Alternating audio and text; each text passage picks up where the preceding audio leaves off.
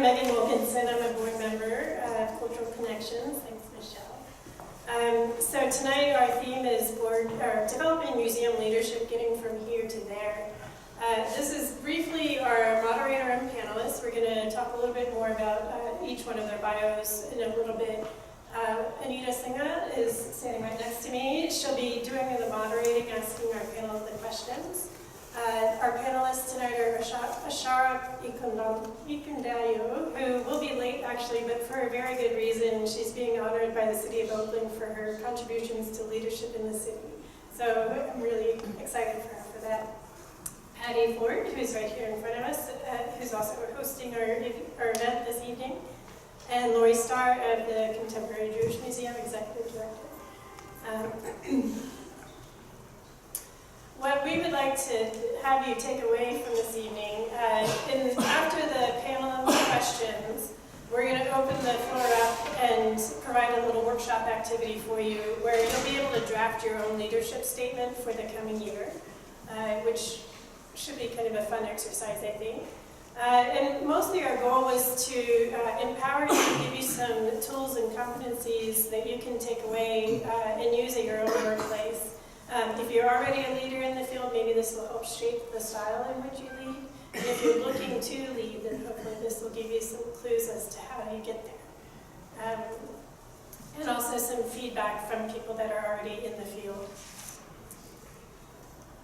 Our agenda for the evening, this will be up through the course of the panel so that you can kind of keep track of where we are. And lastly, I just wanted to mention that we are a membership organization. If you're not already a member, please do join us.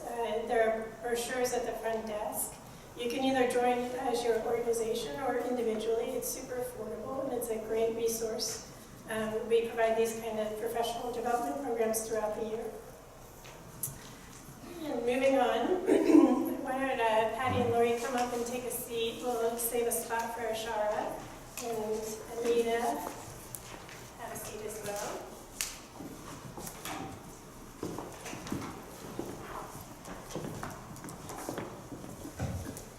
So I'll introduce Anita and then she will introduce our panelists. This is Anita Singha. She's the Senior Program Manager membership at the California Academy of Sciences. She's been there for 3.5 years. She's worked previously at PG&E and also the San Francisco Bay Guardian. She volunteers at homeless shelters, trying to combat homelessness in West Oakland, also working to reform police, and in community cleanup activities. Her passion is environmental stewardship and sustainability.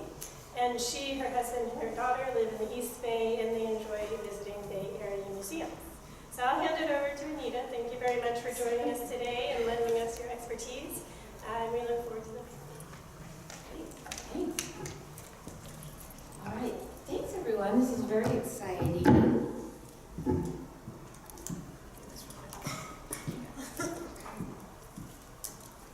Okay. So I really appreciate being here, and I'm going to go forward and introduce our panel. First off, we have Patricia Forte. She's the manager of public programs and visitor experience right here at the California Historical Society. I hope you all had a little chance to walk around and see the cool Hamilton exhibit here. She's been working here since she was a wee 16 years old. That is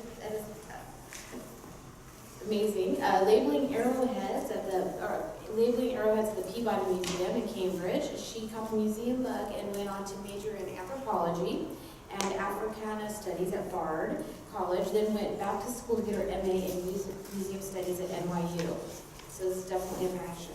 In 2012, she moved to the Bay Area and worked at the Oakland Museum as a visitor services attendant and got her taste of leadership there. And in September of 2013, she's joined California Historical Society and began to manage public programs in 2016 and front of house staff last year, so it's quite a bit. She's always wanted to manage and lead others ever since she led her stuffed animals into a plot to overthrow her parents. We also have Lori Starr with us tonight. She's the executive director at the Contemporary Jewish Museum. Lori joined the Contemporary Jewish Museum as an executive director in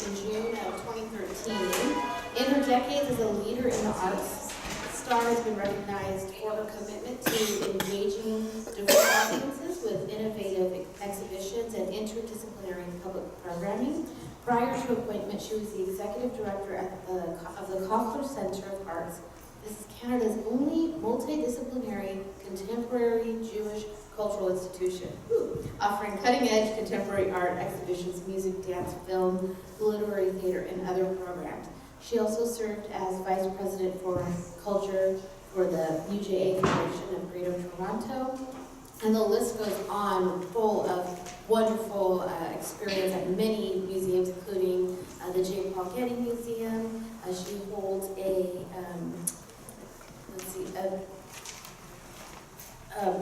MA in art history from the University of Virginia and a BA in art history from Rutgers University New Brunswick.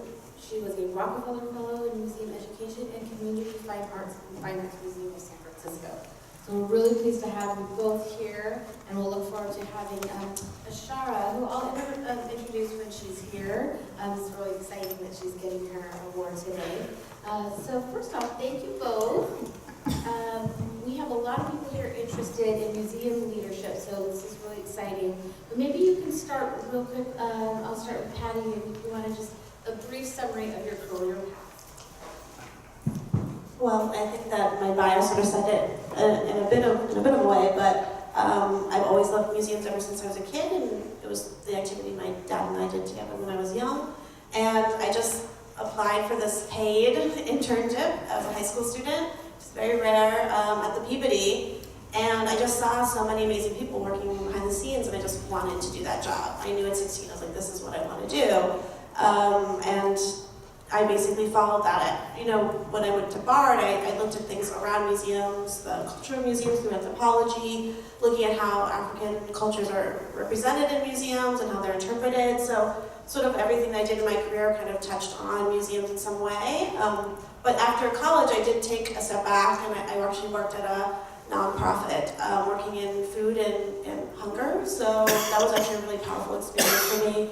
It was much more civic related, much more focused on sort of governmental bills and things like that. So I got to see the other side of how work and support and help can sort of be like. So it was very important for me to understand, legislatively and what happens on the civic end. And then I just missed museums so much. So I went to NYU and got my master's there. And when thinking about where to go next, I wanted to go somewhere where there were a lot of museums and a lot of really vibrant cultural institutions. And Oakland Museum was one, Cali Cabinet Exploratory were others that really drew me to the Bay Area. So that's why I came in 2012 here. And ever since then, I've just had really powerful leaders in my life who have sort of helped me see what amazing leadership can be like. And so I've taken some of those along the way to become a leader myself for my own staff and along the staff broadly. But that was my path.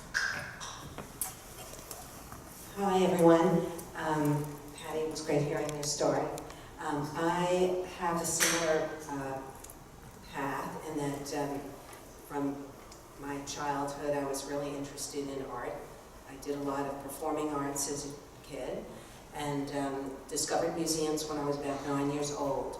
When, as you can tell, I grew up in the New York area, you can tell from my accent, and my parents were very relaxed about my going to New York by myself from New Jersey, and the promise was that I would get off at the bus at the Port Authority and take the subway to 53rd Street. And that was the only stop they would let me get off on, and that was where the Museum of Modern Art was. So I spent a lot of time at the Museum of Modern Art as a child and became kind of transfixed by the art that I saw there and the way people were talking about it with each other, New Yorkers arguing and engaging. And that left this indelible impression on me so that when I went off to, went through high school and then to university, I just stayed with studying art. Both the visual arts, I studied theater, the visual arts, I studied music, but I primarily studied art history, and so my undergraduate is in art history and my graduate degree. And then a friend of mine said to me when I was in my second year of graduate school that she couldn't see me being a scholar. She just couldn't see it. And that because she worked every summer at the cloisters, I ought to get a fellowship working in a museum as quickly as I could, because she thought that I'd be much better talking to people and being out in front, engaging in education primarily, museum education. So I took her advice, and I did go for a PhD, and I applied for this, it was called the Rockefeller Foundation, a fellowship in museum education and community arts. And believe it or not, back in 1978, that was an effort to diversify the museum field. And women were considered part of diversifying. So by being a woman, I was eligible for this program. Although, you know, I guess arguably, well, it depends how you see yourself, but you wouldn't think of me as a person of color, but that's a different story of how I think of myself. But anyway, the point is that started my work in museums. And I spent 9 months here at the Fine Arts Museums, and after that, I didn't look back, and I've been working in museums ever since. So that's 1978, and this is 2018, so it'll be 40 years. And I started in museum education and community arts. I moved into continuing studies in the visual arts, and then I ultimately moved into the field of marketing and communications. I was the public affairs director for the Getty for 15 years and opened the Getty Center and all of those exciting things in the 90s. And stayed working in museums, but I changed my emphasis in 2001 because I was offered a job at the Skirball Cultural Center in Los Angeles. And I was their first vice president for marketing and communications. And then I was promoted twice, once to senior vice president, which was like being a provost at a small college and unifying all of the different departments and what we were doing and raising money. And then I was promoted to be also the museum director. And then last piece of the story is when I had opened a very important exhibition about Einstein that went on for over a year and a half, I felt that I had really achieved all I was going to be able to achieve at that particular institution. And I was recruited for a job in Canada. And I never thought I would go live in another country, but they wanted me, and my husband and my family said, oh, let's do that. That sounds like fun. So we did, and I worked there for 7 years. And then same thing happened. I was just doing my job and having a good time in Toronto, and I got a call from this search firm for the Contemporary Jewish Museum. So I guess you could say I worked in the art museum world until 2001. And then since 2001, I've been working in the culturally specific Jewish museum world. Thank you. Patty, you mentioned something really interesting, that you had learned a lot from some powerful leaders. Can you talk a little bit more about that, and maybe a few of the things that you learned and why that's important, you feel, to leadership? Yeah, you know, in all the different organizations that I worked for in the past, I've actually always had really amazing, powerful women leaders who were both great listeners and really thoughtful to the talents of their staff. So what I took from, actually Emily's in the audience right now, she was my boss at Oakland Museum, was, you know, allowing your staff to really flourish and finding out what their skills are and learning about them, and then allowing them to flourish at your institution, whether that be advocating that for them, like every step that you can. Oh, so-and-so is really great at this, like maybe they'd be great for this project. And since I work for a small organization now, I can oftentimes advocate for them and their skills and what they do well. So my thing that I always tell myself is learn as much about this person as possible, find out what their skills are, even when it seems like on the front desk side of things that this is what they're doing, but they could be doing so much more. So I'm always a big advocate for them, and so that's what I learned from a lot of my old bosses. Kathy Young, who used to be here, we split up the programming, so I was allowed to manage about half of the 60 programs we do by myself, and then actually I got the program bug. I was like, this is what I want to do. not only do I love talking to people, but I love creating programming. And I think that's where my career is going to go. And so I think being given those chances, those allowances to kind of move around and see what your strengths are. Definitely 16 years ago when I was working in museums, you know, labeling arrowheads, I wasn't thinking that public programming was where I was going to be. I didn't even think that that was really a job. I was like, people create fun events for other people to go to that are interesting. I had no idea that that was a part of the museum world. So I think giving that space, listening to your staff was one of the biggest things that I learned from my former managers, as well as, you know, knowing when to be tough, like knowing when to be clear, and knowing when your training's not working well and how to make it work better. So those are all things that I learned over time, and also knowing that I'm a lifelong learner and I will never know all about this ever. So that I can be consistently told when I need to change things or when I need to fix things, and just allow myself to be humble and just be aware that the people who I manage are also really knowledgeable and smart and know a lot of things that I don't know, technological things that I may never know. So I definitely take their lead as well and allow them to lead in front of me as well. So maybe one day they can be leaders too. So that's some of the things. Awesome, thanks. Lori, 40 years. So I have to ask you the question. What do you think are your key competencies for having this amount of longevity in one career path? Oftentimes we're finding like jump around different careers. It seems to be more of the trend, but just to have that stability and longevity, where do you think that comes from? I think it comes from being really stubborn and not compromising.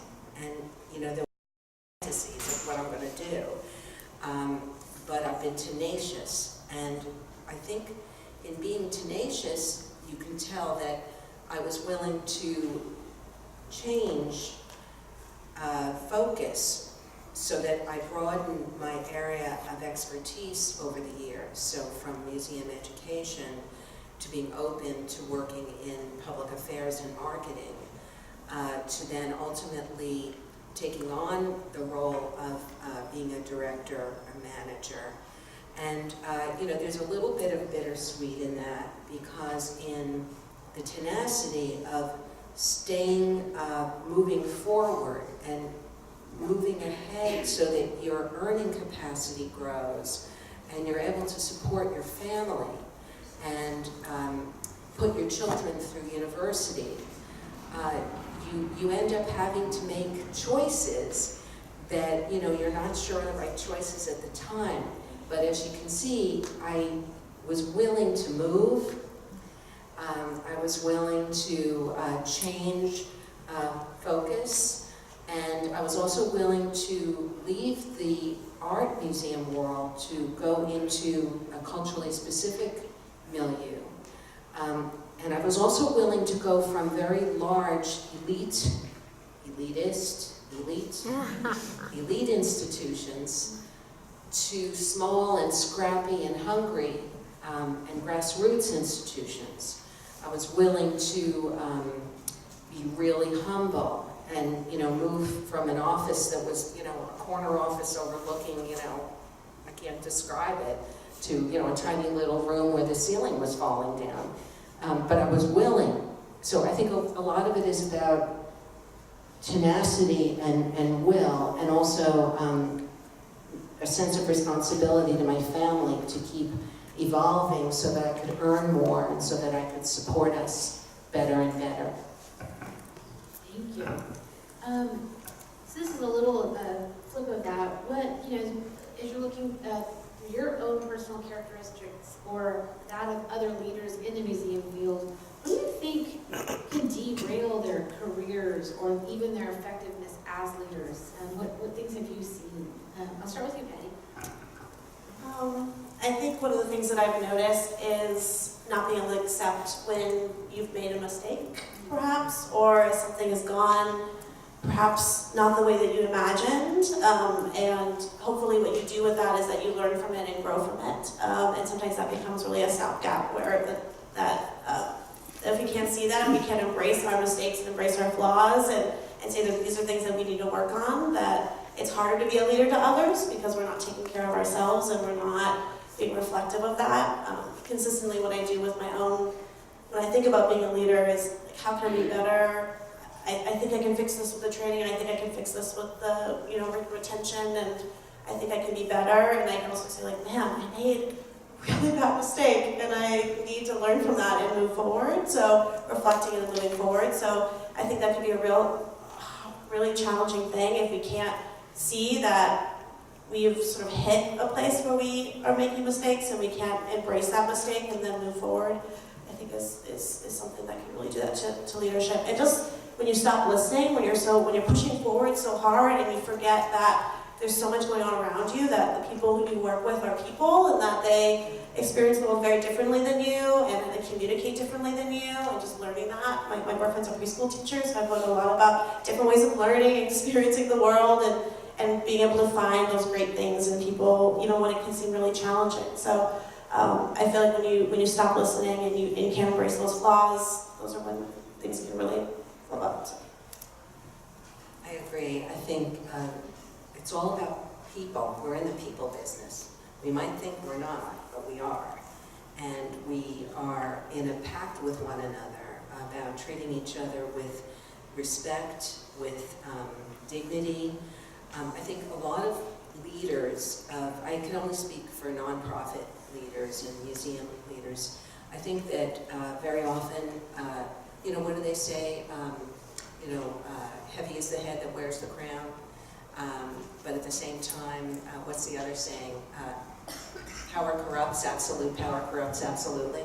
There's for some people who get into leadership positions, meaning directorships of institutions, CEOs, they become isolated.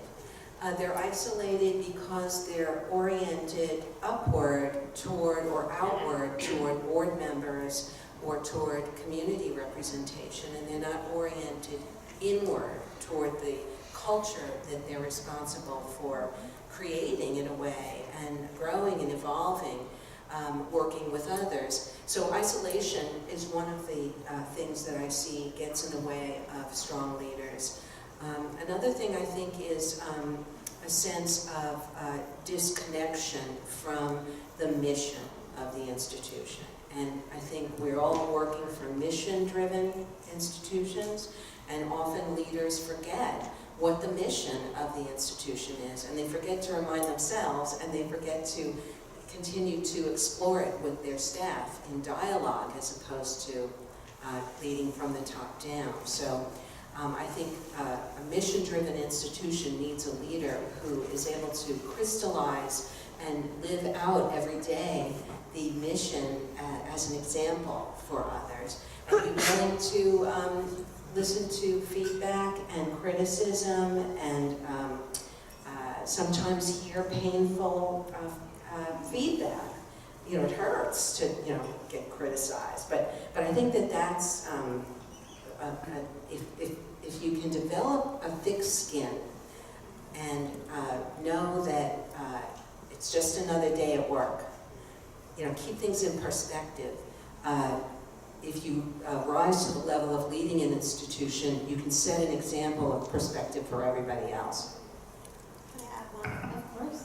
I think another thing that I see in myself sometimes is that I tend to say yes to so much, and I forget to say no when it's really important to say no, and I think that can really affect leadership because you become exhausted emotionally and physically. You can't lead others when you're so tired. And so taking care of yourself and your emotional state. I mean, I am a big fan of counseling. I've been in counseling for most of my life, and I feel like it's helped me understand myself better and also understand my staff better. So I have to tell myself, say no when it's really important to say no, because then you're not stretching yourself so thin, and then you can really take care of your staff in the way that you would really like to, and really get to know them the way that you want to. If you're stretched too thin, you break. And so you really need to think about that when you are leading others, that if you don't take care of yourself, if you're exhausted, you can't function as well. And you also can't ask, how are you doing? How is your life? What can I do for you? Does this task make sense? Like, all of those things, you're less likely to ask if you're just overwhelmed or just overactivated. Thank you. I have a question about related to newcomers coming into the field, in the museum field. And since both of you actually have very long careers, this would be questions or advice for people maybe a couple years into the field. Do you think that there's the same pathways still exist for newcomers that existed when both of you were starting off in museums? I think the same pathways are still available because it's possible to, if you can, fund your undergraduate and your graduate degree. There are fellowships and internships that are still available, and sad to say a lot of them do not pay. But I see a lot of ads for internships. The fine arts museums have posted at least 20 internships, summer internships, and the same with SF MoMA. So I think that the path is still there. I think it's just as competitive now as it was then. So I think that the key to all of this is to have personal relationships, to build friendships, as you are through this organization. When I was starting out, I was part of Art Table in Los Angeles, and the people I met through Art Table became my friends and confidants, and they're still my friends. And we've had careers that, are also decades long, and we've stayed friends. And I think it's the Velcro theory of, once you make a friend, keep the friend. Because the job at the Getty actually came because a friend of mine called me up at my office one day and said, there's an ad in Aviso, that's when they still printed it. And she said, and it sounds just like you. And I looked at it and I said, this doesn't sound like me at all. And she said, no, it sounds just like you. So it was another one of those things. So a friend of mine said, no, you'd be good at that. So I said, okay, I guess I'll apply. So friendships through organizations like this, and keeping in touch with your friends in undergrad and graduate school, creating now with social media, we have so many opportunities to stay engaged. That's really how you hear about things, and also how you get champions who think of you when they read about an opening. That's the ideal scenario. I do think that the pathways seem similar from what I see for people who apply to the jobs of looking forward to manage, but I think it's also kind of a problem too. I mean, I think there's a pipeline of people who come into this industry and the nonprofits in general that are people who've gone to their undergrad and their masters, and that's sort of where they land in these culture institutions. And I feel like one of the crises about being less diverse and needing to be more inclusive is one of the biggest challenges, is that we need to also look outside of our sort of master's degree, undergrad kind of sensibility, and think about that there are other types of people who have no idea that these are amazing jobs. And so like one of my goals, I gotta go out there and be like, this is a job that can be done. There's a lot of sacrifices involved, but it is a possibility as a profession, and you can grow in that profession. Or you could leave and go to the for-profits or do what have you, but I feel like that pathway is something that we should really think about and question in some regards. I mean, it's hard to say that in this room because all of us have done it, right? We've all kind of gone through this particular pathway, but if we really want to make our institutions reflective of the broader world, we need to think about that pathway and how we can be really ambassadors to a broader world, to understand that museums are a part of the understanding of cultures and history and experiences, and we can all be a part of leading that way and making our institutions really reflect the amazingness that is the diversity of the world. So I think that we should really think about that and what that pathway looks like, and think about the ways that we can share our experiences and our pathways with others, and maybe have them think about, maybe my job descriptions don't need to have a master's degree, or maybe people can start out in different types of positions, or, advocating for things like more paid internships and things like that, so more people have more access to this industry. So, I think about the small ways I can do that in my role, and then just think about being an advocate and just going out there and sharing both the way I got there, but also that there are alternative ways to also get there. and the institutions are definitely being more reflective of that and being more thoughtful to that too. Because the more we bring in all those voices, the more powerful our institutions become. So I certainly see that that's the pathway, but there's also organizations like Museum Workers Speak and this organization and all the others, as Lori described, that are really helping people have an understanding of what it is to be a part of culture institutions, to ask questions, to be critical, and then take that right to their institution, take it back when they grow as a museum professional. So those are the great recommendations you can have, is just be a part of things like this. You check it off the box, you're already doing that. But also share the amazing things that you do, because they might be your great partner, or they might be your staff member one day, or they might be the person you meet at an organization like this, and their pathway might have been different than yours, but you're all kind of here together. So. Thank you. One thing both of you have brought up is a little bit something that I was just thinking about, is really this idea of like a secondary degree and a continued education. Although there are fellowships available, the cost of actually going back to school while you're trying to live in a fairly expensive place to live or manage all these things. Do you think that there are other opportunities or ways around that, and when you're looking to hire people, are there other things that you may be looking at when you're hiring, aside from secondary degrees at really fancy schools? Yes, I think that quite a few of the hires that I've been involved in making have come from the most unexpected places. What I described is a very traditional path, but I've been fortunate enough to hire emerging professionals who've come out of other industries, and they want to make a shift into museum work, and they have transferable skills. An example would be digital marketing, would be a good example of that. Making a change from being in the for-profit world into the non-profit. I have had a lot of experience of very brilliant young emerging professionals who I just discovered because they happen to be working at events for the museum. They're on call. It's a way that they're making money while they're putting themselves through school. And it turns out that they've been studying art, and they're incredibly articulate and very talented. And next thing you know, there's a job and they've applied for it. And the fact that you know somebody makes a difference, because you already have seen them in action and seen them work under pressure. So there's there's more of a chance that they'll advance in the interview process. And then a lot of people who are in the arts work in museums in all kinds of jobs, and you never know where all the potential lies. So quite a few of the staff at the CGM started out at the visitor services desks at many museums, not only here in the Bay Area, but elsewhere.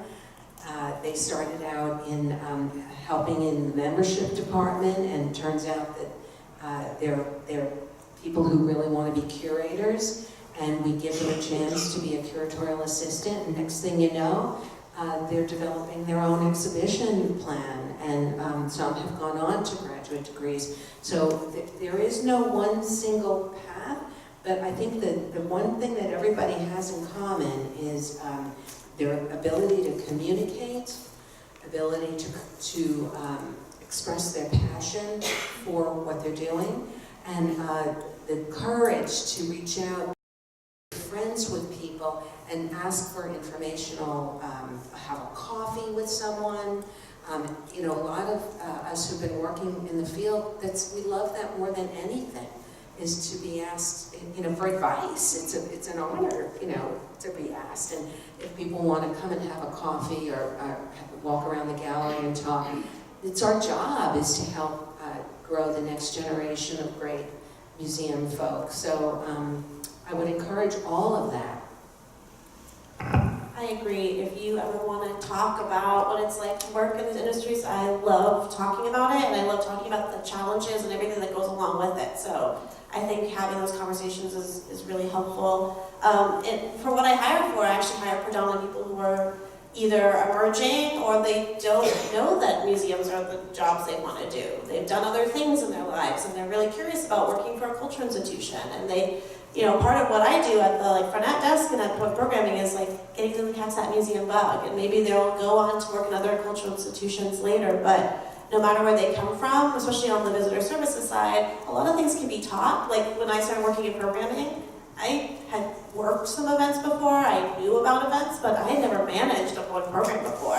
But I knew about logistics, I knew how to get things done, and I had good ideas, and I was given that space to explore and given great guidance on how it sort of works, and everything else was sort of just kind of came out of me. So I think, it, depending on, because I started in collections and then visitor services, and now I do a smattering of programming and visitor services now. But it's like given that space, and then and communicating. I always tell my staff, be your resume. Always talk about things you're passionate about, and interested in, to the point where people are almost annoyed with you because it's there. Things move so quickly, especially in a small organization. People will not ask you, or they might not interact with you in that way if you don't push yourself to be in that role. And I'll do that as much as I can. I will shove your face in front of anybody, just as, hey, look at this great person. But you have to really embody those things. You have to share them, because especially in a small organization like mine, you never know what you could be doing if somebody just knew that you were a photographer, or you were a filmmaker, or you do these things, and you're on your side time, that we could be really exploring and sharing with others. So I always just say embody your resume, embody all the things that you love, and just talk, just share with us, because it's so much harder when we're so busy to sit down and really ask you, so how, we love to do this, how are you doing, what are you working on, what is your life like? But I think also people need to sort of take that step and say, this is who I am, this is what I do, this is what I love. And then it's much easier for us to take that and try to use it for something. That's the first thing we want to do, is make sure that the staff that we have feel fulfilled and cared for and nourished, and so they can go on either here or somewhere else and do whatever they can do. So, yeah. Both of you talked a lot about people skills, having passion, really caring about the mission. But I wanted to switch gears a little bit and ask, what kind of necessary software, technology, other deeper skills that do you see that would be important in the museum world and for newcomers coming into the field that you give advice on? I think it's a matter of what department you want to work in. So if you're interested in registraral work and collections management, there's all kinds of specialized software for that. If you want to work in finance and admin and HR, there's all kinds of software and programs for that. In membership and development, we have all kinds of CRM systems, and not all of them you're going to be familiar with. So it's probably a good idea to, as you're able, even through City College, where the classes are free, to take some technology classes that relate to the area of museum work you're interested in, so that you're somewhat fluent in any number of those things. And of course I left out one of the most important ones, which is all of the different graphic design programs. I agree. If you're, especially with point of sale and development softwares, those are things that I've learned over time. I think one of the things that I've learned about myself is grant writing classes, taking those just so someday you may need to write grants. And when you are put into that situation, it'd be best to know how to really do that. And also say, oh, I took a class in that, or I took several classes, I know how to do that. So things like that. And I also feel like things like this and conferences and learning what other people are doing is really helpful. I love being part of local sort of coalitions, there's a volunteer managers coalition, and hopefully one day a public programs coalition of people who come together and just talk about what kind of sound systems do you buy, what kind of chairs do you buy, what are the things that you need, the tools that really make you really good at your job that you just may have no clue about. So I think just talking to your other fellow museum professionals and joining as many things like that as possible, or creating them yourself. If they don't exist, maybe you need to build it. I mean, that's what I kind of want to do with this program coalition is there's technologies and tools that other people may know of that I don't know of. we might as well sit around a room and have coffee and talk about it, and maybe we can learn something from each other. So sometimes it's, if you have a gap in your resume and you want to explore it through trainings and sessions, and also talk to people about what they know. Like, oh, I would love to know more about that. Could we sit down over coffee or over, lunch and chat about it? Or, and I think also if you are working for a culture institution, if they have a professional development budget, please use it. Like, use it, because, and if they don't, advocate for it, because professional development is so important. Learning how to be a better manager, or be skilled in what you do, because we just get set in our ways on how we do things, and there's always better ways to do it. So, just really push for that. I always ask in my program budget, what's my professional development budget? Can it grow by this much? I want my staff to go to this conference, to go to this thing, and learn this new skill. And just being a real advocate for those things, and just push really hard, because if it's not in the budget, it's not going to happen. So, just really focusing on that too. Thank you. It's a little bit different area, but I thought it was really interesting.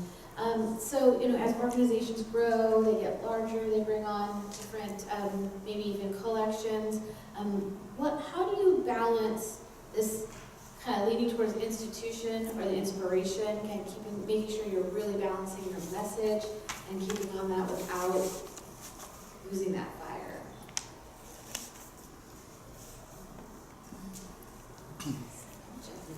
Yeah. I work for a small organization where the mission is sort of so much of what we do all the time, and sort of working for larger places, sometimes you get focused on your specialized skill, like what you're doing at the organization. It can be hard, but I think what we can all advocate for when that happens is like going to whoever's the person on staff or staff people who help enrich and celebrate the staff. If they can find a way to re-emphasize the mission and our goals, if we just sit down and talk about our vision or our goals of what we're doing from the department level to the individual level, the department level, and the broader institution level, then we won't lose sight of it. So if there's people on staff, and I tend to do this, it's like, oh, let's sit down and reflect on what we're doing and why this is related. Is my work mission related? Have I strayed from that? And so thinking about that on an individual level, and then making sure that there are people on staff who help everyone sit down together, whether it's your executive director or your manager, and helping to make sure that those discussions are happening so we don't lose sight, because the work can be so specialized and so focused that we just forget that this is a part of a bigger thing, and we're all caught right in this bigger story that we're telling, and just making sure that we sit down occasionally, and maybe if I do that with my staff, we just sit down. Are we doing the things that we want to do? Are we fulfilling the vision of CHS? Are we fulfilling the mission of CHS? And just finding that time, first in your head to say, are we doing this? And then to say that to your staff and have a conversation about it is really important. I agree with everything you said, and I think that the importance of communicating all the time, whenever you can, together around what's happening in your museum is really critical. So for instance, we have weekly senior management meetings, and then weekly department meetings, and then quarterly all staff meetings. And we will often ask one another to talk about something. Talk about the program that we just did. Talk about the opening last week. Talk about what it was like to install that show. Talk about what it was like to do that membership event. Talk about what it was like to do that catalog.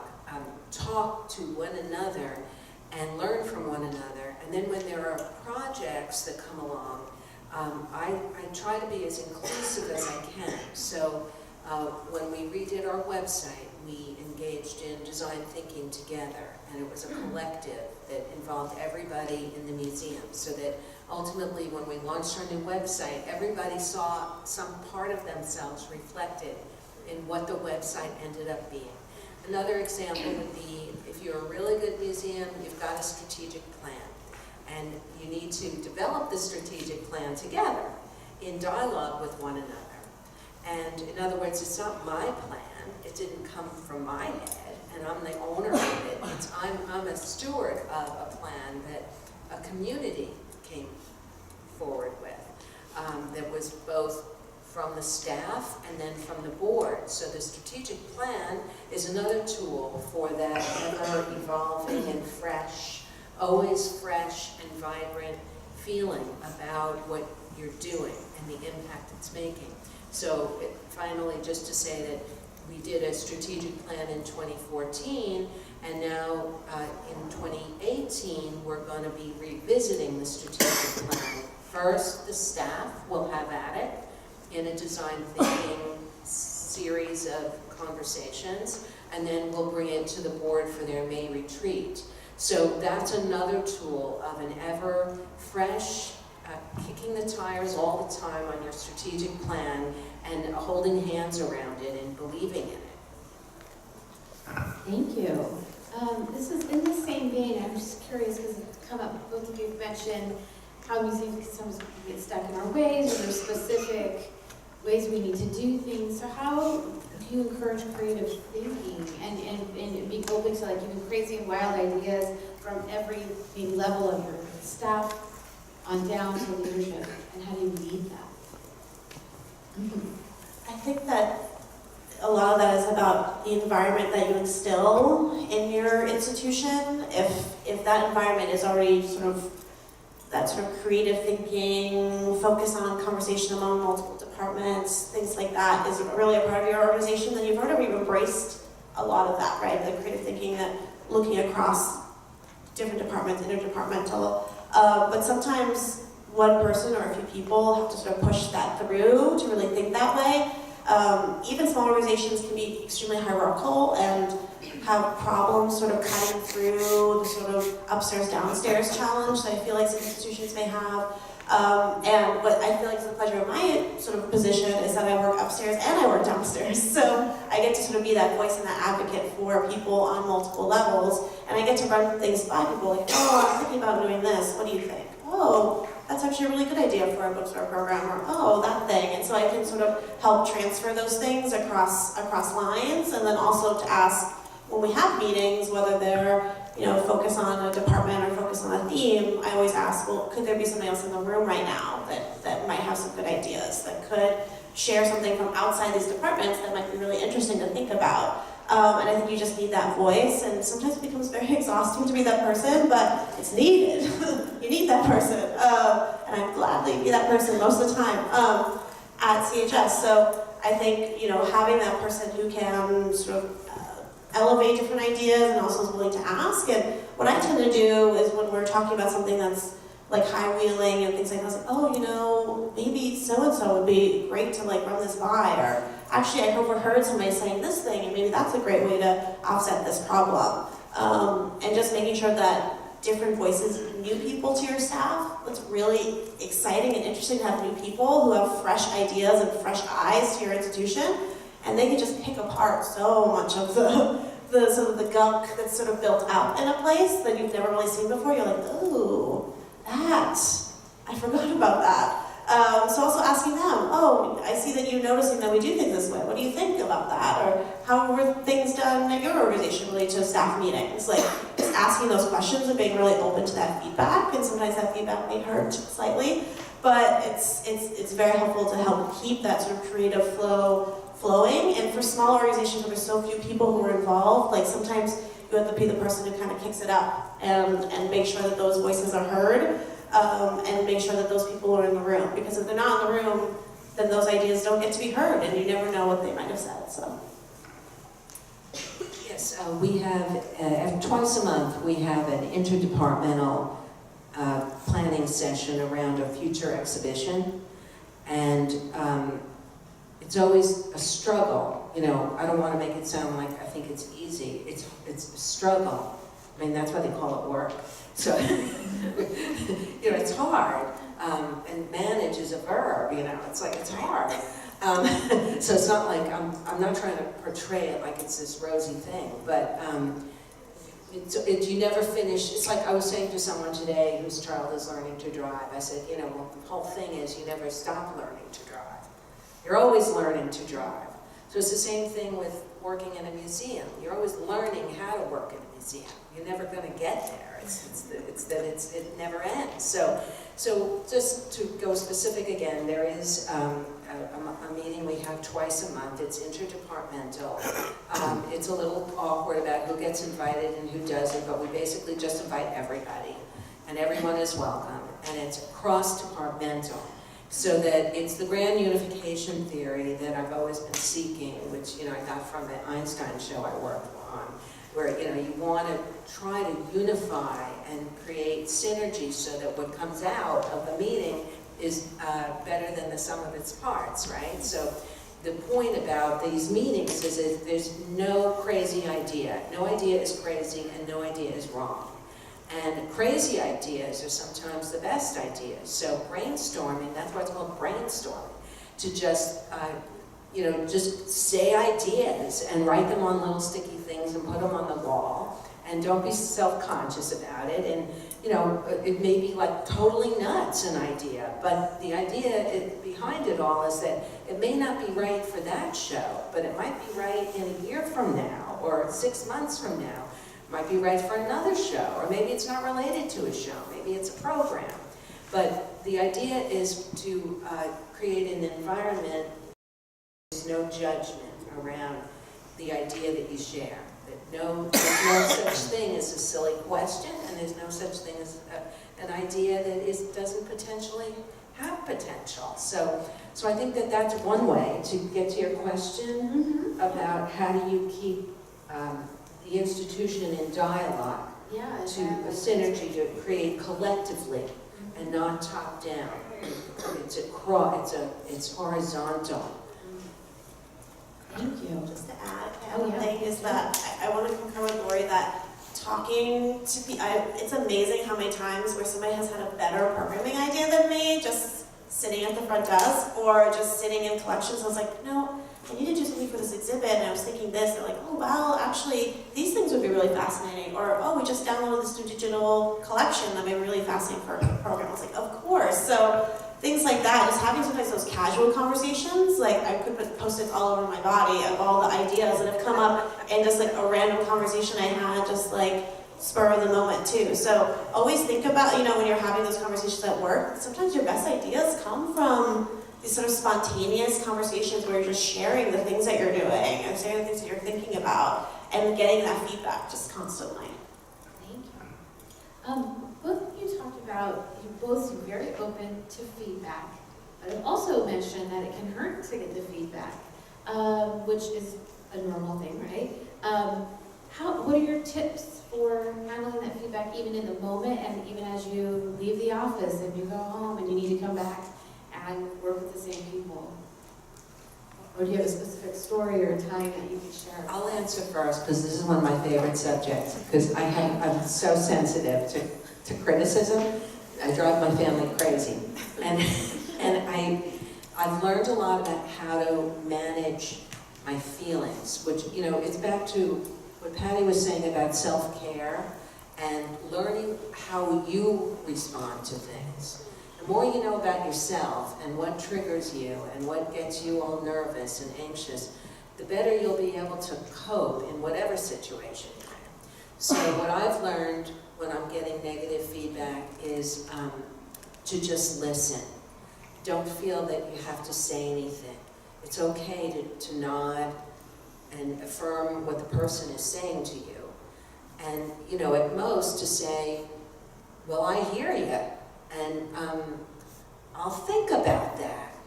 And, let's talk about it tomorrow. I need time to process. But it hurts a little, so I need to sleep on it. But you try not to say anything right away, because the thing that drives me crazy, which is why I wanted to answer it first, is because the thing that drives me crazy is when you're trying to give loving criticism.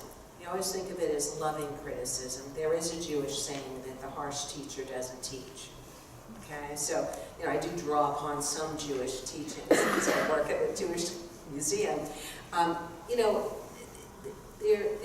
There are moments when it does hurt to even receive the most loving criticism. So it's better to just take it in, and the thing that drives me crazy is when people start to give excuses right away, or get defensive.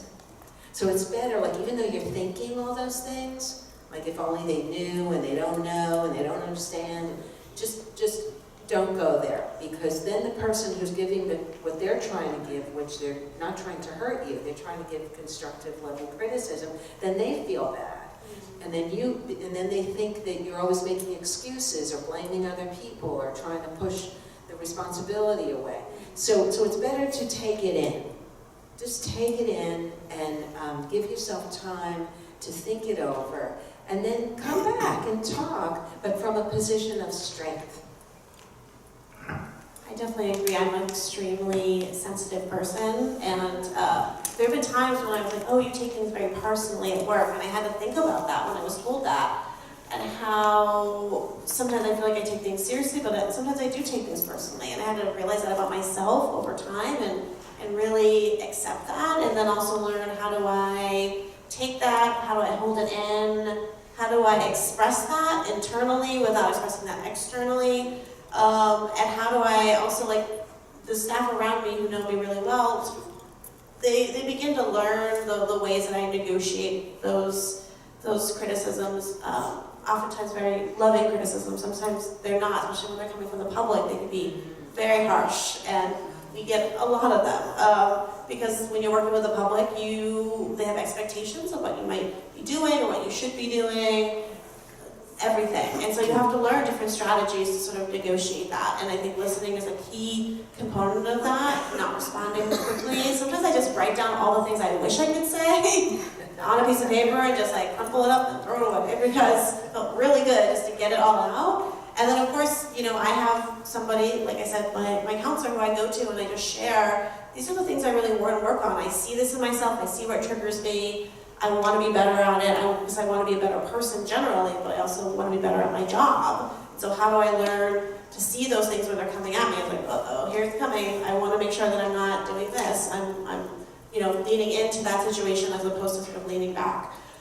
So I think just stepping back, and you could be like the ghost of yourself above your head and being like, oof, I am not dealing with this situation very well at all. And so instead of having to go through it, having that sort of self-awareness about yourself, and just asking, what are the things that really trigger me, that make it really hard for me to work and to function well, and how do I manage those things and understand they're a part of who I am, and that I can still be really great at my job, but this is something I need to be aware of. Thanks. You both have talked a lot about pathways into the museum and leadership, but what advice would you give to sort of like a mid-level professional, someone getting into a leadership role for the first time? You're maybe managing a large team, and it's all new to them. What are some key tips?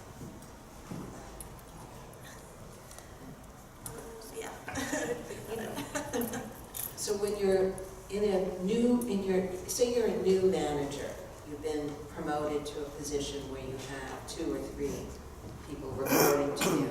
I think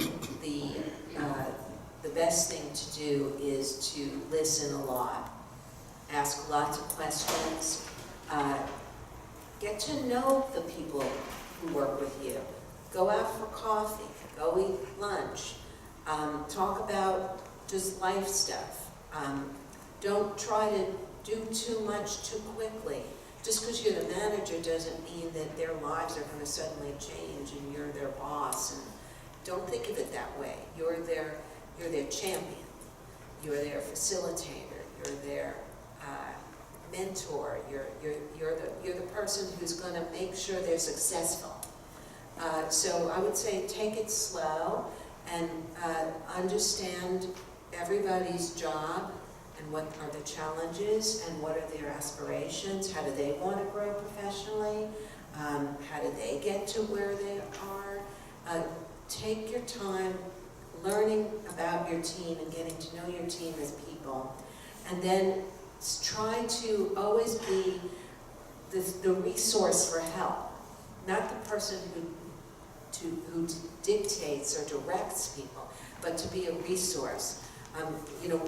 One great piece of management advice I got a long time ago was that I'm there to let you do your job And if you're falling off the cliff, I'll pull you up. But I'm not there to get in your way. I'm there to make you successful and to facilitate your success. So that would be my advice when you're getting into a management role. And also to look toward the person who you report to help you steer the ship, so that you're checking in with your supervisor all the time about how it's going with your team. And together with your team, start to dialogue about how you want to work together. What's important to you? What are the stressors? What are the pain points? Because your job as their manager is to relieve those stressors and pain points. Your job is to be the answer. So learn and learn and listen and relate up to your own supervisor, and keep the lines of communication open, keep your door open. Walk around and talk to people. Don't email people. Get up and walk over to them. Don't live in a world of digital, because it's so dehumanizing. And if you find yourself writing emails to the person next door to you or down the hall, stop and realize that that's crazy. Don't do it. Yeah, I feel like giving yourself time to really understand the institution, and knowing that there's so much institutional knowledge that you just don't maybe have yet or at that level. And I think touching base with your own manager and your director and saying, how have things worked here? What has worked, from all the different perspectives, and just getting a sense from all of that. And you might get a sense that there's a little bit of cacophony there, right? And so now you can sort of see, like, okay, if that's the case, then what can I do? And really being, as Lori said, a facilitator for those discussions, and somebody who really deeply listens and says, well, these are the way things have happened. What would you like to see? Where would you like to see us go? How can I help that happen? How can I help make that happen? And I feel like when you start a job, you're like, I just want to kick it into 200 drive and just start sort of changing things, right? And a lot of people will be like, no, right? I mean, things have been going a certain way. It doesn't mean it's right, but it means that there's a certain sort of flow to things. So being aware of that flow, and then being aware that if you start having conversations about that flow, maybe you can divert it in a different way, but you've also been really conversational and really thoughtful about how those things have worked. So, certainly as you move from different organizations to different organizations, taking those things a heed is really important, because, having that good communication, healthy communication will make the staff foundational level really well and make the organization really thrive. Thanks. We have a few minutes before we open it up to questions, but I just want to ask you both real quickly to answer. What's one thing that you know now that you wish you would have known when you started off?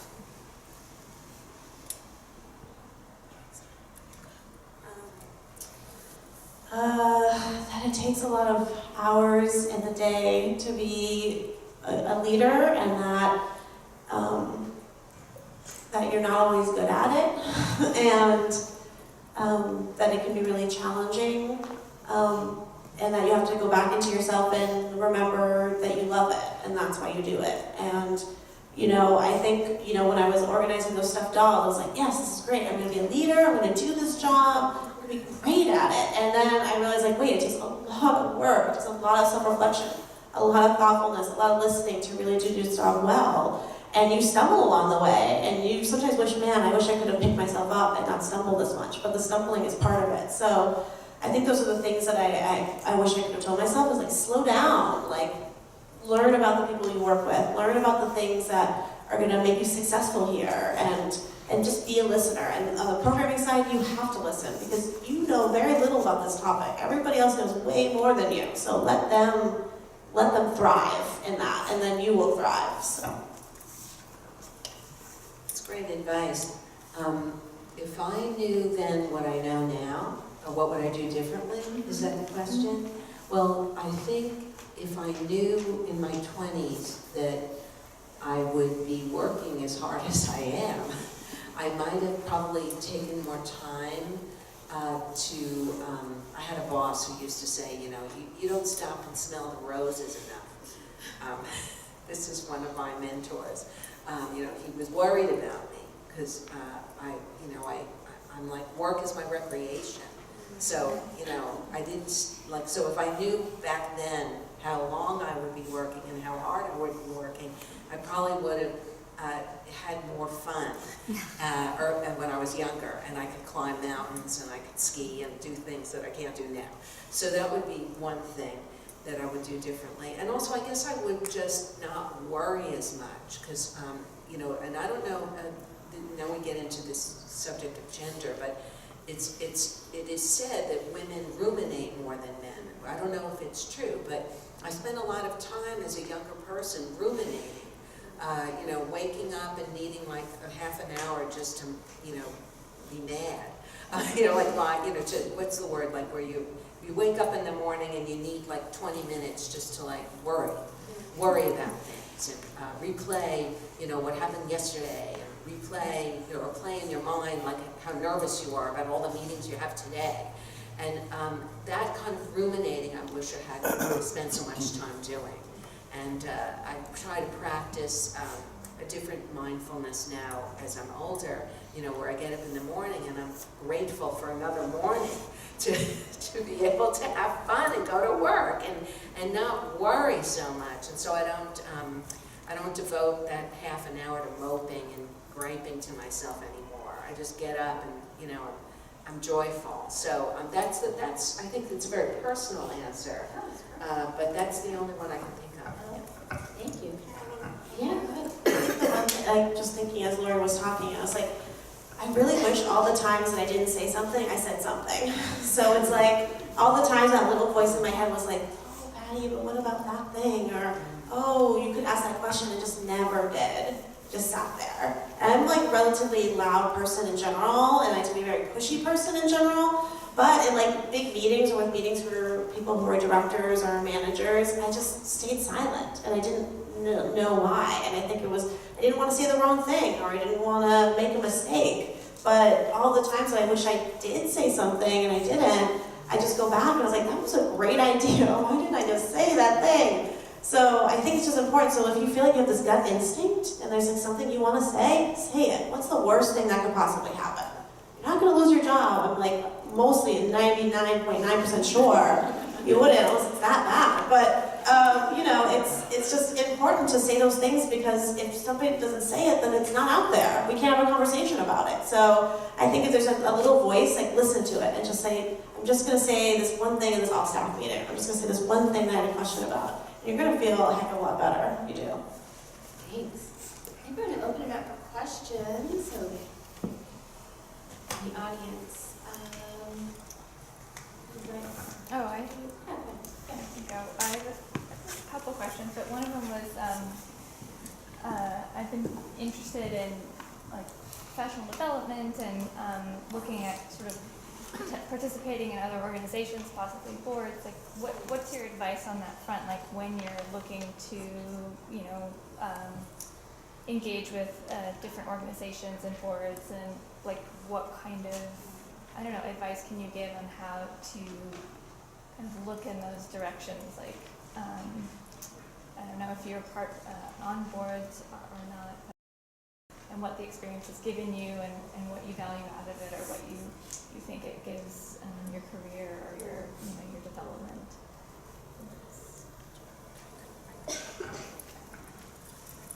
I think if you want to serve on a nonprofit board, it's fantastic. And the way you would go about it is first start to attend events and programs that organization is putting on, particularly fundraisers. Join, become a member, and then try to get to know people who are on the board, and or look online on to see who's on the board of this organization, and make a point of introducing yourself, and maybe ask to have a coffee with them about the institution. So yes, I serve on the SF Travel Board, and I feel that I can contribute to the work of SF Travel as a board member. Otherwise, I wouldn't serve on the board. I feel I bring something to the table. But I also am learning a lot because it's very germane to my work. So, and I've been on other boards as well.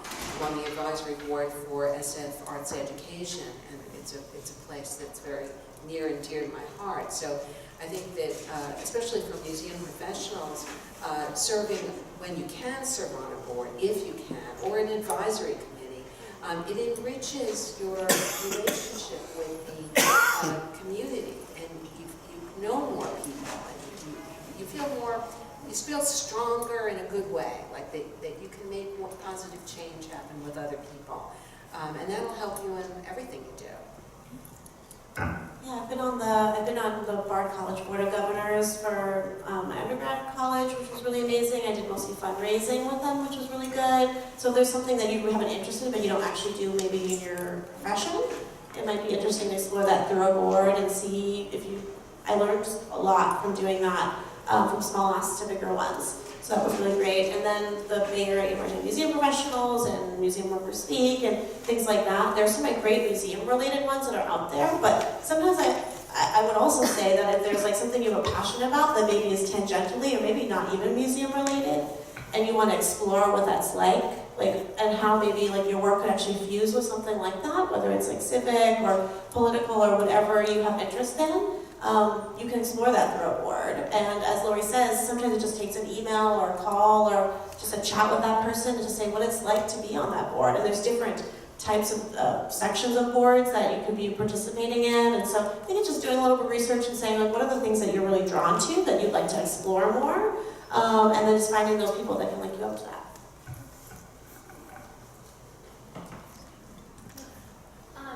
You talked a little bit about diversity, but I also wanted to bring gender pay equity into the conversation. And if you're thinking about that at your institutions, in what way you might do programming and things for your staff, what conversations you're having, anything around those issues. Yeah, I mean, that's something that I think about a lot when it comes to, in some ways, with the stuff that I work with, predominantly everyone's paid the same, but I'm always advocating for more. So I think it's one of those things where if you don't talk about it and you don't have a conversation about it and it's not visible, it's something that, like you said, that little voice in your head, say it. Talk about it, mention it to somebody, either your manager or if you want to have a meeting with the director, just have a conversation about it. Because some places it's an invisible thing and that can be really painful because you may not know what your gender inequity is related to your. So I think knowing that first is really important, and then feeling the sort of courage that it takes to ask those questions. And then if your manager just says, put it in the budget. If it matters, put it in the budget. If we want to make these things equal, we want to talk about it, then your manager needs to believe in it, you need to believe in it, your director needs to believe in it. So I think it really has to start with sort of larger organizational conversations. It has to be visible. It has to be something you can even talk about in your institution. So you have to gauge that on what kind of organization you work with. Work on, and so I think those are some of the ways that you can do it, but I'm sure everybody has more. So at our museum, we are always looking at our salaries and looking for parity within the institution, which addresses this issue you raised about gender equality. We're looking for parity across the institution and fairness. And we're often adjusting, making salary adjustments. And then the other thing I'm very committed to is an annual cost of living increase for the staff, which my team and I, in one of our brainstorming democratic sessions, when we did our budget, we put the staff first and foremost. So in our budget, being able to give the cost of living increase plus salary adjustments was the first priority. And we just told the board that we're not budging on that. And then the other piece of this, of course, is developing a merit-based increase pool. And we're a very young institution, so we're not quite at the point of instituting a merit-based evaluation process and then a increase based upon merit and performance, but we're moving toward that. I think that the larger question about gender is something that I'm very concerned about across all industries, but within the museum industry, it is extremely serious because I know for myself, as a woman museum director, don't get me started. It's like, that we as women, CEOs, are not yet at the level we need to be compared to our male counterparts, and it disturbs me, and that's why I fight so hard. I'm a fighter. So I think you just have to fight for what's right. Museum Workers Speak is trying to do this nationally too, so if you look them up online, and I think that they're going to continue doing things in the Bay Area, that might also help, because I think that we have a broader conversation. And I know it seems like, ooh, we should talk about that, but sometimes when people who are doing similar jobs to me, I want to ask them, like, how much are you making, what you're doing? Because frankly, I don't know how mine sometimes pairs up with other people who do similar work than me, and I think sometimes what you hear from maybe your HR manager is like, well, it's market rate. And you're like, okay, well, that's not very helpful. So what is a market rate for a public programs and visitors experience manager, right? So sometimes I just have to see like what's out there in the field, whether it's like looking at other job positions that are similar to mine and what they're offering. So all those things can be very important to doing that. And then advocacy organizations that can help push those conversations forward can also support that too. Sort of a related question. Okay, go ahead. Have you seen we've had such massive shifts here in terms of housing costs and cost of living and housing availability. I know the team I manage, they've talked about the stressors that puts on them, and how have you kind of seen that in action and in play? And I don't know if you give any advice on how you're thinking about how to help your team manage that kind of thing, or around this type of compensation ideas, or what kind of creative ways are you supporting your teams with this environment that we're in? I think with the team that I have, they're oftentimes working other jobs as well as here, and they're also sometimes in school too. So I try to provide as much flexibility as I can, and I just try to be the greatest advocate that I can for them. So if something's happening, like we're about to hit, planning for the budget, I always like to say, our staff some of them are living in the city, but sometimes they're living much farther away because they can't afford to live here. And, what can we do? Are there ways that we can, can I look for more grants and things like that can help sort of wrap in some of the staff-related things that we really need. And that means I need to be better at grant writer, and I need to be better at advocation. So I think those are some of the things I recommend. Hello! Hi everyone. I wanted to make sure to introduce Ashara Ekundayo, Chief Creative Officer and Curator at Omi Arts and Ashara Ekundayo Gallery. She's an independent curator, creative industries, entrepreneur, cultural strategist, founder, and consulting worker working across arts, community, government, and social innovation spaces.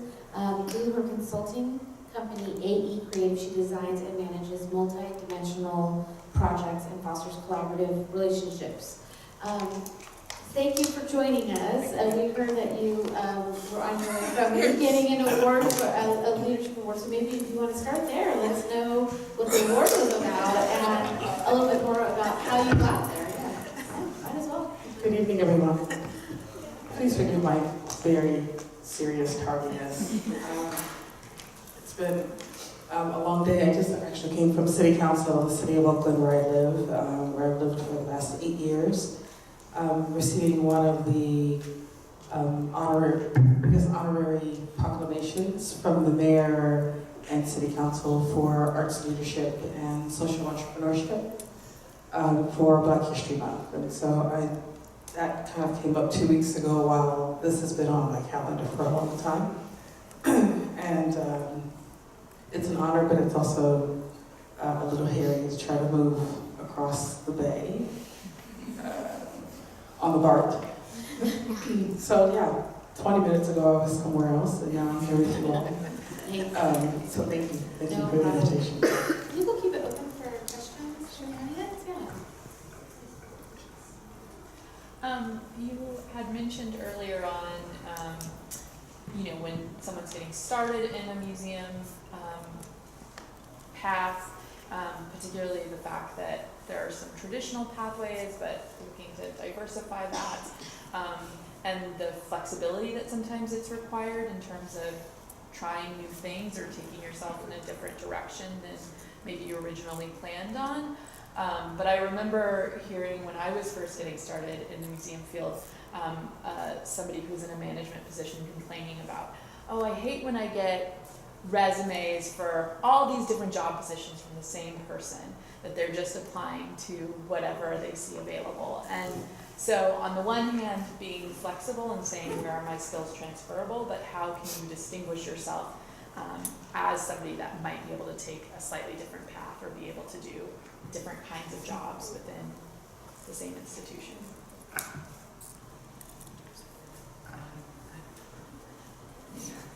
So the question is how to deal with folks who apply for multiple jobs. They don't necessarily. I'm looking more from the person who's applying's position, you know, that you need to be flexible, but how do you still know how to. So I'm not sure if my answer is right or wrong, but I think, you know, I could share a perspective, which is at the very heart of this is a certain, it's a calling, it's a passion. It's work that you feel that humanity needs to have done. So you're developing the skill sets that you have so you can work in the field you want to work in. So it's everything is good about looking at a set of skills or talents that you have and thinking about how they apply to different roles you can play in an organization. So if you're a really great writer, you know, you can do so many different things in an organization. We need great communicators who can write grants, who can send out social media, who can write press releases, who can, if you're a great communicator with people, to engage with people and go out there and share the message of the organization. So, you know, you can take your communication skills, and like I did, I worked across, first it was community arts and education, and then it was PR and marketing, you know, so I think that identifying what the passion is, start with the passion, what defines you, what you care the most about, and then identify your skill sets, your talents, what people have always told you you're really good at. And then think about all the different roles you could play in any number of organizations, and then start to shape your experience accordingly. So, for instance, I was able to move pretty flexibly.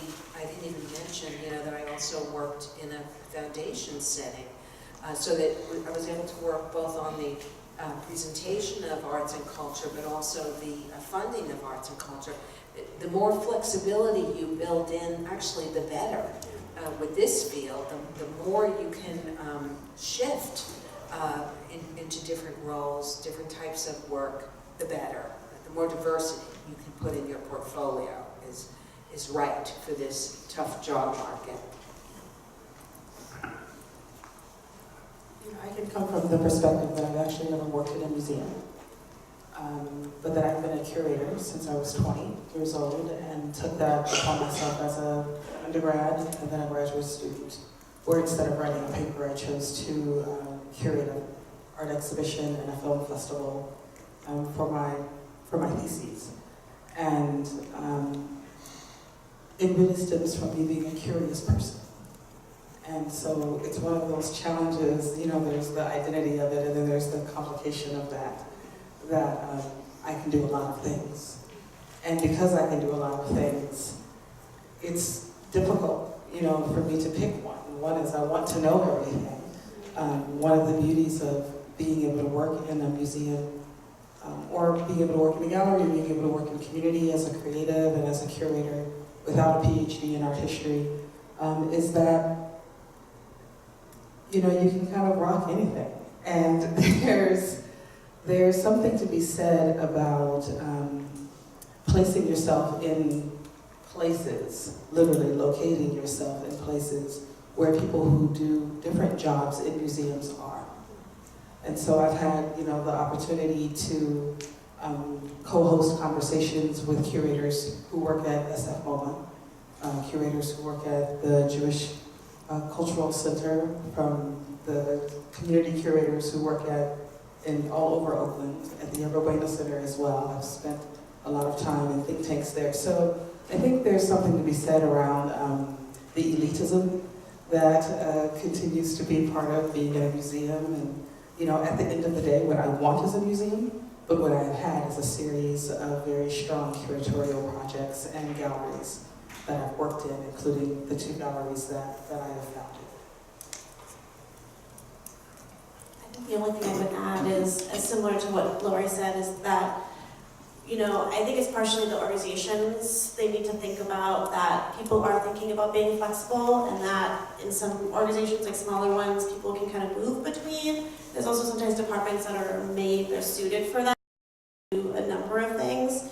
So if you like see a job and you're like, that's sort of curious, or you see a bunch of them, you're like, maybe I should chat with those people, or do an interview, or have a conversation with them that way to sort of see how this sort of works at the organization. And then when you do your cover letter, just really emphasize that passion about why your skills are really strong for this particular thing, but also for this type of job and that type of job.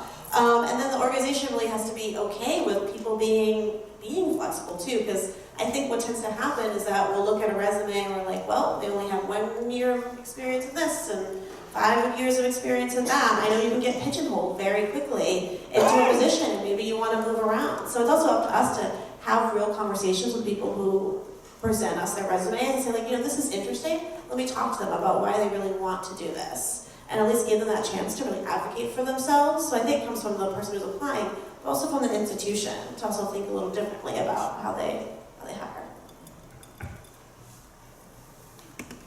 Time for another question.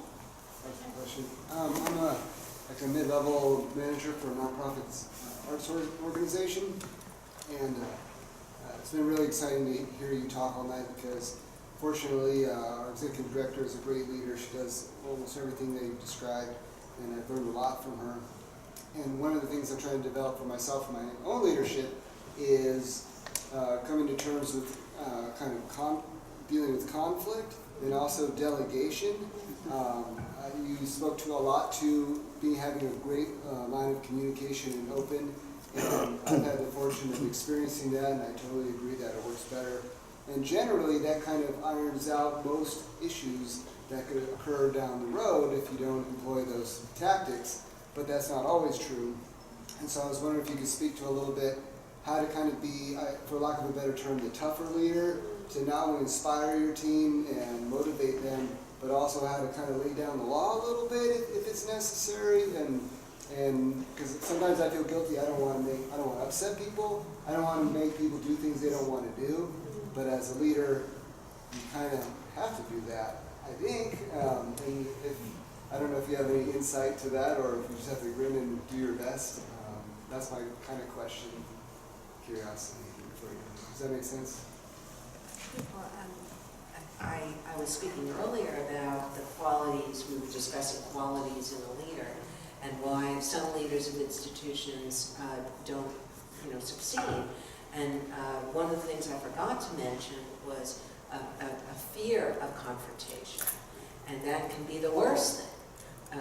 A leader who knows something's wrong, but doesn't want to deal with it, and doesn't want to get into it, and what I have found is that it's like my marriage vows. I married this man 34 years ago, 35 years ago. I'm still married to him. He's an artist in Oakland. And, we took a vow, like we wrote our wedding vows, and it was, we're not going to let the sun set on an argument. So, that's probably why I'm still married to this wonderful man. So, I think that it's the same thing at work, that it's better to diffuse right away. And sometimes it's hard to get your courage to, knock on somebody's door or walk over to where they're working and say, is everything okay? Oh, it's not okay? Oh, let's go talk. Let's go walk outside. Oh, I'm sorry. Sometimes it's just you have to say you're sorry because you said something that hurt somebody's feeling, or you're feeling hurt and you're looking for an apology. So it's better to diffuse right away than let things fester. And I do think that sometimes you do have to be tough and you have to be the boss. And I'll give you one other example. When I first started at my job here at the Contemporary Jewish Museum, I was so afraid to have anybody be mad at me that I would, make a lot of suggestions. And then finally somebody said, excuse me, but is that a suggestion or a directive?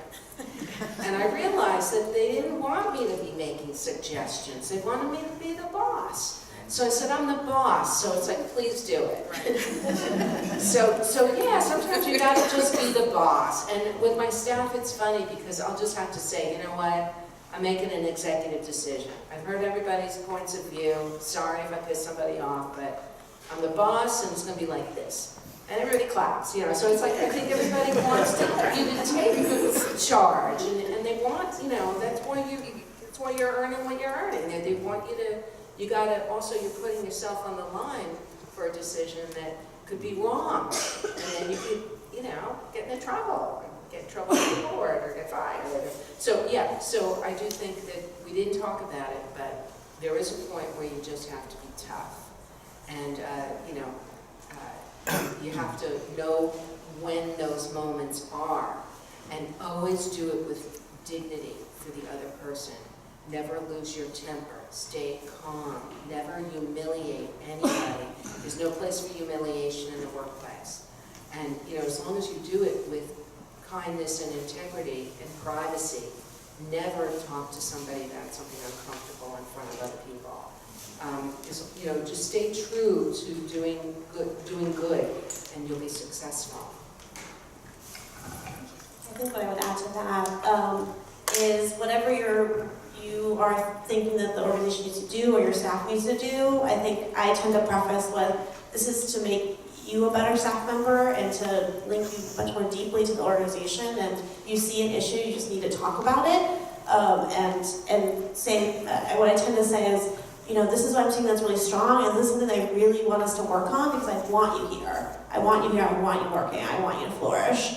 And if I don't see these things, I can't allow you to I can't expand your role or find new things for you to do or all those things, especially with the staff who are underneath me. I just want to emphasize that for them. Just say, this is to better ourselves, myself, and the organization and you. And that it's a part of working at an organization where people sometimes have to be tough and they have to say things very clearly. And it's nothing about malice or anything like that. It's about growing and improving. And I want them to do the same thing for me. So it's if you saw me doing something that you wanted me to do differently, I would hope you would tell me. So I think just making that really clear that this is a two-way road and that when I share something with you, it's only because I want you to grow. And if not here, then somewhere else. And sometimes, occasionally, that growth is not going to happen with us. And so sometimes the hardest thing to do is saying, it isn't working for either of us right now. And so having to be really clear about that too. And that's the toughest part of being a manager, is saying, this is not working out. So, and I think for people above you, when you are clear and you're open, it's because you want the institution to be better. So I think I always try to think about it like that, because I definitely grew up not wanting confrontation at all. So I totally understand wanting to take a step back and not talk about it. But the institution can't thrive if we don't. So if you care that passionately about the place, you sort of have to step outside your comfort zone and say those things. And maybe they won't take it well, or their personality is different, you approach it a different way, because everyone experiences criticism differently. So finding the ways that really best fit that person, everyone's kind of a puzzle piece. And so trying to find the different ways those fit together also helps. So, finding a quiet time to do it, or taking a walk outside, or things like that can really help. But knowing that it's to improve yourself, the organization, and that person. I can add that it's about the team, and what you know about your team, whether they be your peers, where there's also conflict, or people who work underneath you. I co-founded a co-working space, a co-working community called Impact Hub Oakland. So I sit with people who all work for themselves. And the team of founders, there's 7 of us, but the 3 of us who've been running the company for the past 6 years, we had all kinds of conflict, and so how do you deal with conflict with your business partner? And even our styles of how we think about conflict and how we think about communicating at all. And so there's this cultural piece that you have to start to peel back, with love and compassion. You have to look at yourself. It really is about, zone 00. It's about, now, how do I feel about this? What are my notions and beliefs and mores, and how do I feel about life? How do I feel about people? And do I have any kind of bias, whether it be conscious or not, around how I communicate with those people? Because if you were raised in a culture where conflict was not okay, and you don't have any experience with it, you kind of don't have any practice or any tools for it, you're going to shy away from it. You're going to avoid it at all possible cost. I grew up in a culture where conflict was normal, so I'm not so uncomfortable with it. You know what I mean? So it's about looking at your team and getting to know them in other kinds of ways, not just, okay, I'm in charge, I'm the director, I'm the founder. I'm the founder and the director. So I created the brand. I want it executed in a particular kind of way. If I don't see that happening, how do I relay that to someone who comes from a totally different culture than I am? So I just want to add that to it, really to start to understand yourself and how you believe about communicating and how you believe about culture and creativity. If you work in an arts organization, whose art is it? Why is it on the wall? Who got to pick that? Whose story is being told? Why is the same story being told all the time?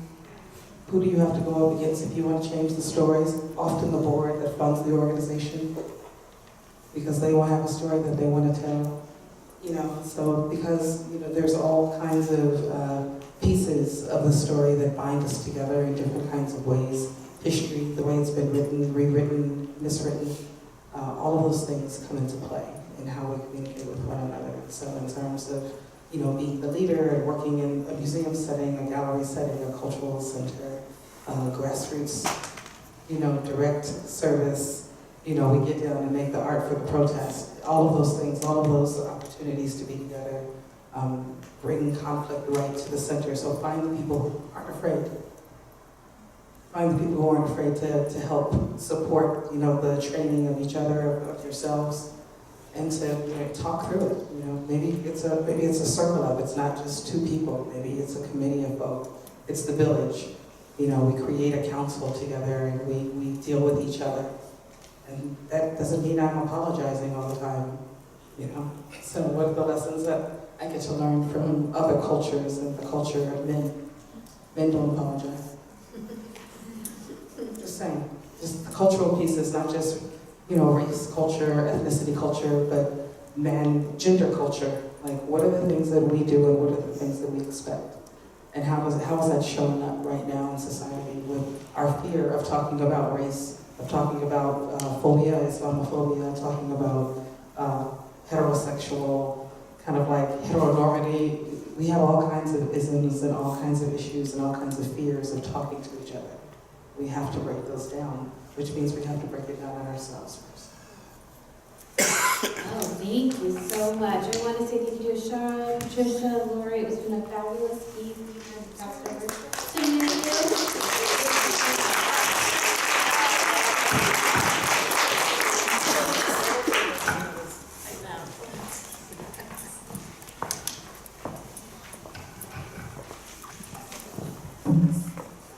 So one of the last things we're going to have you all do today is drafting your own leadership mission statement.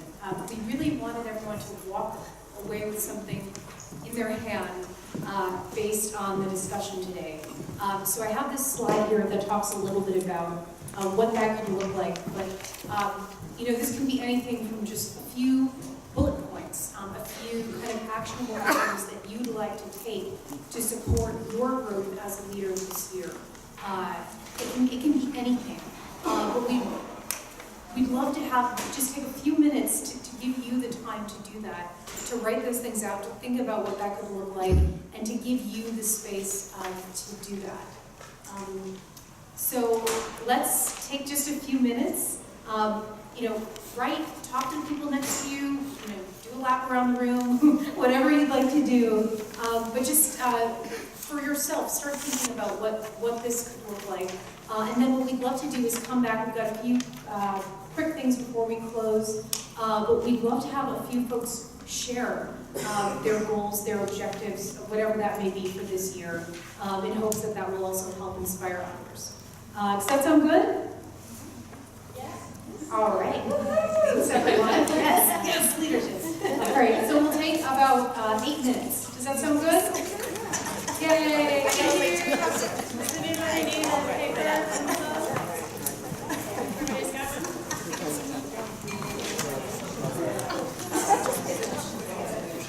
I think on it, I know the students feel like I really have my mind. Something to say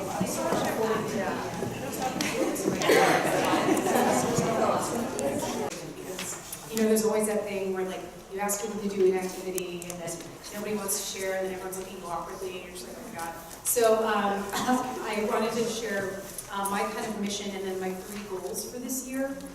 So my mission statement is to help those around me achieve their full potential and to work together to meet our collective goals.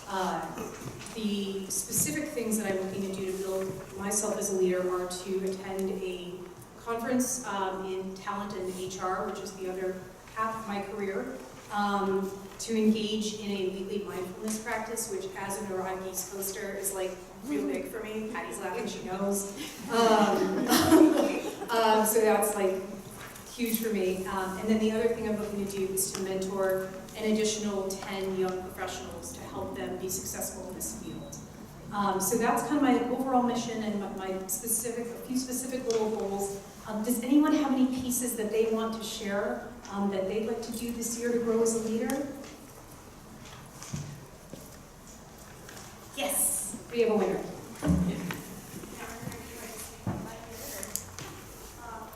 So one of the reasons why I attend this event is I am now new to the leadership role as of January 31st, so about 3 years old.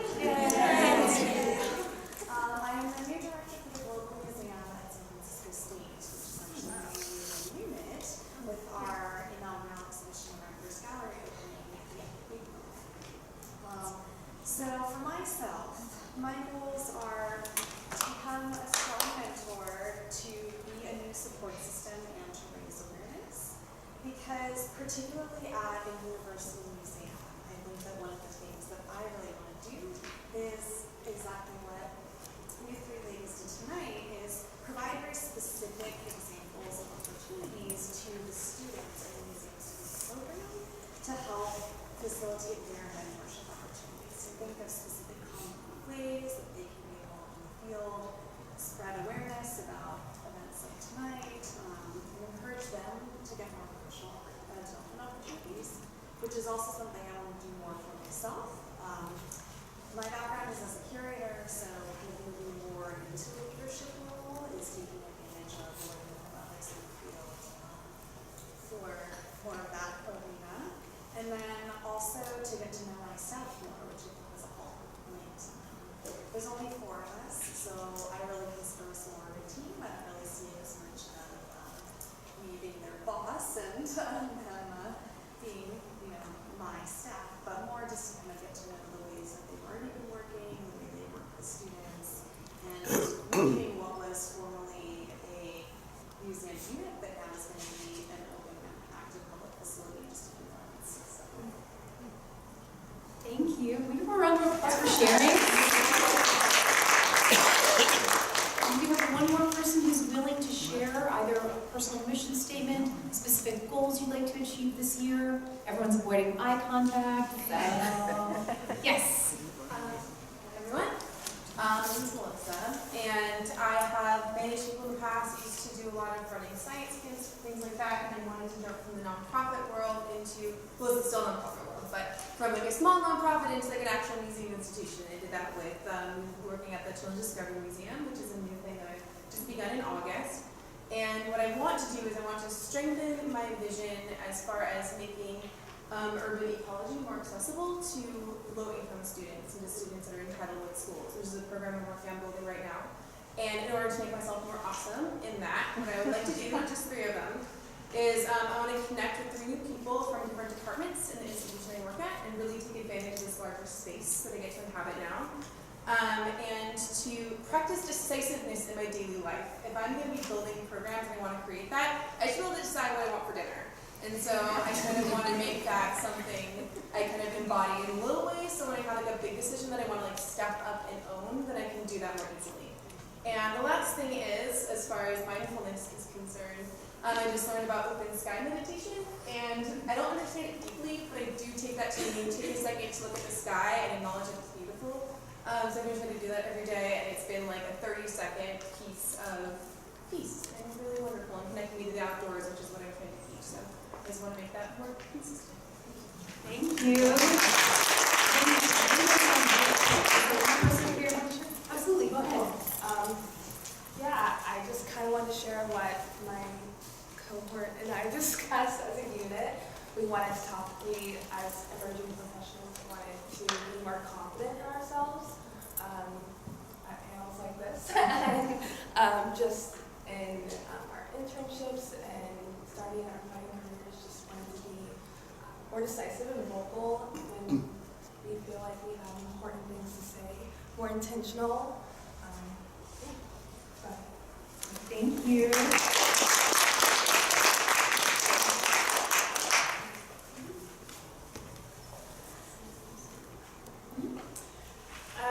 Big thank you to our wonderful moderator, Anita, our esteemed panel. Thank you so much for all of your contributions this evening. Thank you, Michelle, my co-organizer for tonight, and the rest of the Cultural Connections Board for helping support this whole evening. Is there anybody want to share something that you learned today that you think you'll take away from tonight? Well, I really enjoyed this last bit of a mission statement. That's wonderful. And I realized like I kind of did one over the New Year's unintentionally that kind of lines up. And we had this security training that we had to do. I worked at SF MoMA, and we had to like redo all our passwords so that they're long phrases. Probably everyone's aware of this too, but instead of like short term, like, you know, strange things with lots of letters and symbols. But so the phrase that I came up with was something that I just happened to be like a personal mission statement for the year, and I made it my phrase, and it just is a wonderful thing to every day have to type it in to the computer. So it's something I recommend if people would make their personal mission something to remind them of what they want to remember. And for me, it was just listening deeply in 2018. So we all know you guys. It wasn't exactly that, actually. So I'm not going to change it. It was different. I'm Megan's dad, and I'm 84 years old. I've been a lawyer for 35 years and been a priest now for 18. It seems to me that this is an ideal milieu for talking to those people who are on the way up. What is your group doing for those who haven't got a job, that are still in the college level? You know, you need to talk to them about how do they get into the workings of the thing. And I think one of the ways they start is doing the most despicable job that they have, the fundraising. You know, let them write the letters or mail this, and they at least begin to get contacts in that group. And so whether you're being a lawyer or a priest, or whether you're going to be a good housemate, you know, you need to have some kind of an opportunity to get into the group. And I think your organization here is just ideally suited for that, but I think you're way overhead for the group that I'm talking about, the group that is still trying to get their feet wet in the museum work or wherever. I'm glad to respond to my dad. And say we actually... She's going to embarrass me now. We partner with a lot of universities, San Francisco State University, JFK University, any university that has a cultural museum associated with the university or a museum studies program. We're partnering with them already. We know the professors. We're getting universities to join as members here too. So the word is getting out to students.